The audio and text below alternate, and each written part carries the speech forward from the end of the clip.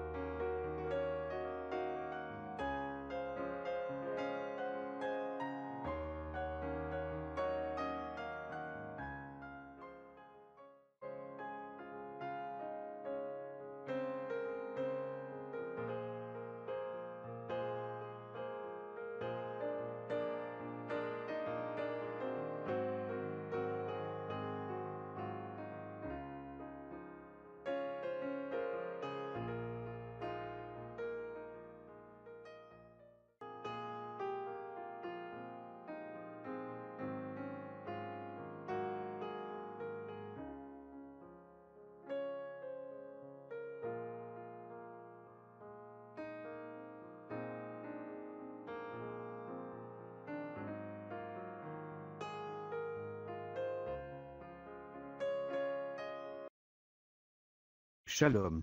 Si cette vidéo a été une bénédiction pour votre vie, aimez, partagez et abonnez-vous à notre chaîne YouTube. Dieu te garde, chers frères et sœurs. Quiero amarte, Señor, y sentir la paz excelsa de tu amor.